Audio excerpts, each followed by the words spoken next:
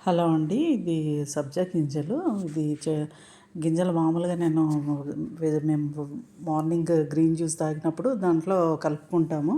అప్పుడు మిగిలిపోతే ఊరికే అట్లా అంటే నేను ఫ్రిడ్జ్‌లో పెట్టి మర్చిపోయినాను. అది తీసేసి చెట్లల్లో అట్లా ఏసేసినాను. గుర్తు కూడా లేదు.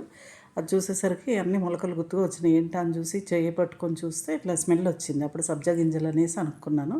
సరే అది ఇండోర్ ప్లాంట్‌గా పెడదామా ఎప్పుడన్నా పెట్టొచ్చు అన్నట్టుగా. అంటే ఇంతకుముందు నా దగ్గర ఉన్నప్పుడు దాన్ని ఎప్పుడు చెట్టు అయితే పెట్టలేదు నేను.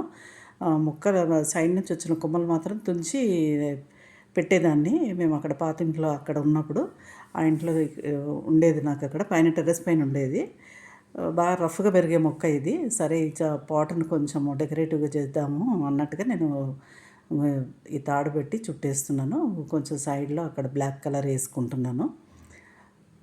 రావడానికి మంచి కలర్ కొంచెం లుక్ ఉండడానికి. కిందనేమో జూటు మళ్ళీ దానిపైన ఒక బార్డర్ మాదిరిగా జూటు అతికిస్తున్నాను. దీనికి మాత్రం కంపల్సరీ గ్లూ గన్నే యూజ్ చేయాలి. గ్లూ గన్ అయితేనే కొంచెం ఈజీగా అతుక్కుంటుంది. మొత్తం అంతటా పెట్టాల్సిన అవసరం లేదు. అక్కడక్కడ కొంచెం పెట్టుకుంటే సరిపోతుంది. ఈ చెట్టు మాత్రము కింద కూడా ఒకటి బార్డర్ మాదిరిగా వచ్చేటట్టుగా పెట్టుకుంటున్నాను. ఈ చెట్టు మాత్రం పెద్దగా మెయింటెనెన్స్ ఏం అవసరం లేదు. ఇది రఫ్‌గా పెరిగే మొక్కనే అది. స్మెల్ మాత్రం చాలా బాగుంటుంది. నేను అప్పుడైతే ఇంట్లో అయితే మొక్కనైతే ఇంట్లో పెట్టేదాన్ని కాదు కానీ బయట సైడ్ నుంచి కొమ్మలు ఉంటే ఆ కొమ్మలు కట్ చేసినప్పుడు తీసుకొచ్చి ఒక గ్లాస్ వేస్లో వేసి పెడితే అసలు అది సైడ్లో పెడితే ఇట్లా మనం ఆ ప్లేస్ నుంచి వెళ్తుంటే కూడా స్మెల్ వచ్చేది. అసలు అంత బాగుండేది అది ఆ స్మెల్. సరే ఇప్పుడు ఇది ఇట్లా చేసి కాస్త పెరిగిన తర్వాత చెట్టు పెడదాం అనేసి అనుకుంటున్నాను.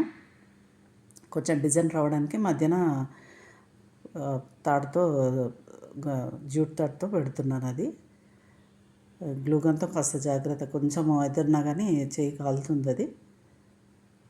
పైన కింద బ్లాక్ కలర్ పెయింట్ వేసినాను. దానికి వార్నిష్ కూడా వేసేసినాను నేను ఒక కోట్.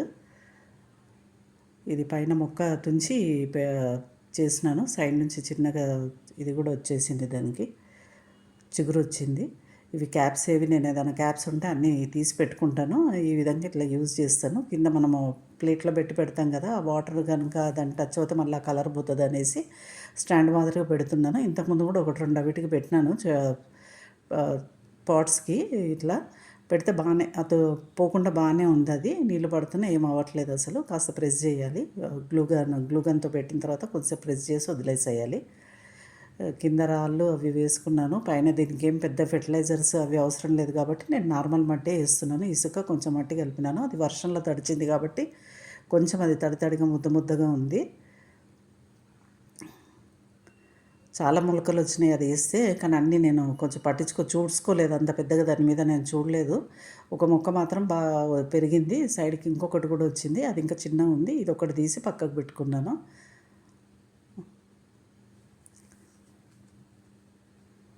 పైన చిగురు తీసినాను. సైడ్ నుంచి అది చిన్న చిగురు కూడా వస్తుంది. అది ఇది కూడా ఈజీగా పెరిగే మొక్క. పెద్దగా మెయింటెనెన్స్ ఏం అవసరం లేదు. చెట్లు ఇష్టం ఉన్న వాళ్ళు ఇది పెంచేసుకోవచ్చు. ఎక్కువ ఫెర్టిలైజర్స్ అవి వేయాల్సిన అవసరం కూడా లేదు. రఫ్గా పెరిగే మొక్క అసలు ఇది. ఇది కాస్త పెరిగిన తర్వాత తెచ్చి ఇంట్లో పెట్టుకుందాం అనేసి అనుకుంటున్నాను నేను. అందుకే ఈ విధంగా రెడీ చేసుకుంటున్నాను. ఇట్లా పట్టుకుంటేనే స్మెల్ వచ్చేస్తుంది. టచ్ చేస్తుంటేనే స్మెల్ వస్తుంది. అది జస్ట్ మనం అట్లా ఇంట్లో అది పెట్టినా కానీ ఎంత బాగా మంచి స్మెల్ వస్తుంది. ఆ కొమ్మలు పెడితే కూడా సైడ్ నుంచి మనం అక్కడ ఫ్యాన్ గాలి వచ్చినా కానీ ఆ పక్క నుంచి వెళ్తున్నా కానీ స్మెల్ వచ్చేది. సరే దీన్ని ఇండోర్ ప్లాంట్గా చూద్దామా అన్నట్టుగా చూస్తున్నాను. ఇంకొన్ని గింజలు కూడా చల్లి పెట్టినాను. ఇంకా అవి రాలేదు. ప్రస్తుతానికైతే ఇక్కడ బయట పెట్టేసినాను.